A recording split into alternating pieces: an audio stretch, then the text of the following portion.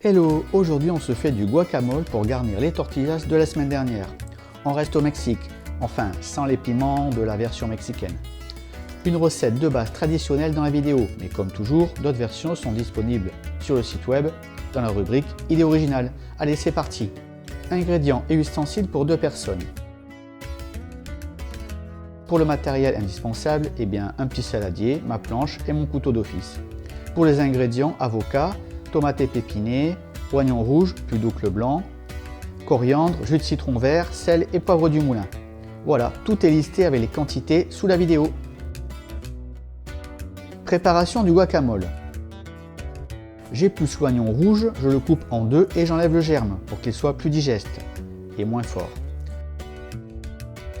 Je coupe la petite tomate en 2 et j'enlève les pépins, ça évite que le guacamole devienne trop liquide. Je pèse les légumes, c'est ma petite manie, comme ça je peux refaire exactement la même chose à chaque fois.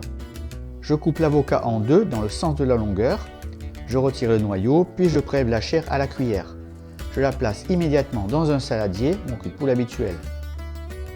J'ai haché grossièrement la coriandre, j'ai découpé la tomate en petits dés et j'ai émincé finement l'oignon rouge.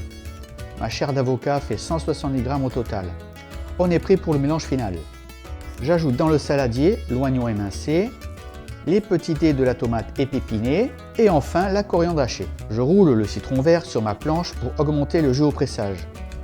Je le coupe en 2 et je vais récupérer pour la recette le jus d'un demi-citron vert grâce à un presse-agrumes. J'arrose tout de suite avec le jus de citron vert pour éviter l'oxydation. J'écrase la chair d'avocat avec un pilon, mais on peut le faire à la fourchette car on recherche une texture crémeuse mais avec encore quelques morceaux, pas une purée lisse de supermarché. Je sale, je poivre, je goûte et je rectifie jusqu'à ce que ce soit parfait. En option, on peut ajouter du piment émincé et ou un peu d'ail écrasé. Personnellement, je n'en mets jamais. Et voilà, c'est prêt. On sert aussitôt avec des tortillas chips, du pain grillé, des crudités, etc. J'espère que cette recette simple et facile vous plaira et que vous allez adorer ce guacamole maison. Si la vidéo vous a plu, vous savez ce qu'il vous reste à faire. Un petit pouce bleu qui fait super plaisir. Abonnez-vous si ce n'est pas déjà fait.